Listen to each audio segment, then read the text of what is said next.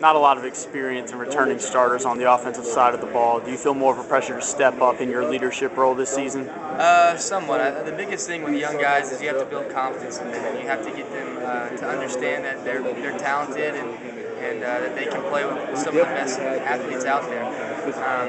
But at the same time, I'm very confident in these young players, and I think they're going to step up and surprise a lot of people. You can talk about Coach Lobo and how he seems to be very adept at utilizing his talent, finding interesting and unique ways to get guys the ball and put his team in position to be successful. He's unbelievably smart. He's one of the smartest coaches that I've ever had the opportunity to play for. And it's fun to see how he works and kind of learn from him and his ways.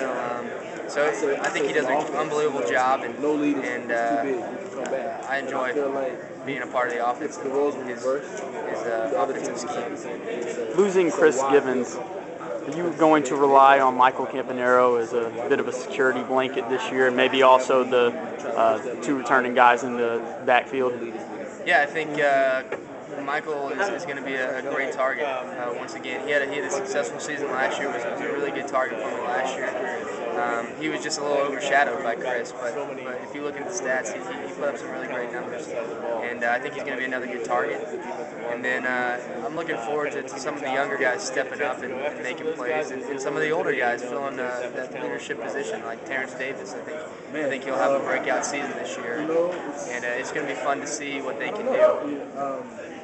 And I know they haven't even released the preseason projected standings yet, but do you already get the sense that maybe this is a team that's going to fly under the radar? And if so, are the players using that as motivation? Yeah, I think each year Wake is kind of under the radar. There's never a whole lot of hype around Wake, and I think we use that to our advantage. It allows us to prove people wrong. And at the same time, it takes a little bit of the pressure off us. We don't have to worry about meeting the expectations of the media when you're under the radar. You can play a little bit more loose because people don't expect as much from you.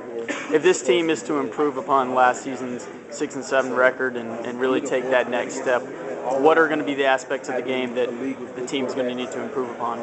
Yeah, last year our biggest problem was we weren't very mentally strong towards the second half of the season. We had a great start, and then we hit that mid-season slump, and people started to get a little bit lazy, maybe not putting in the same amount of work and effort during the season. So this year we really need to stay focused, stay determined to finish the season on a good note,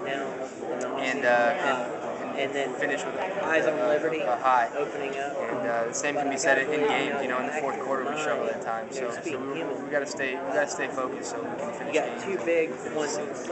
I know you mentioned that the team started pretty strong last year, but the season opener was a very tough loss, a very winnable game at Syracuse. How important is it for you guys to start off with a win in the opener this year? Yeah, I think getting off to a good start is huge. It's everything. So if we can get off to a really solid start, get some of those young guys comfortable and acclimated with college football, then I think it'll be really great for us and help us out in the future.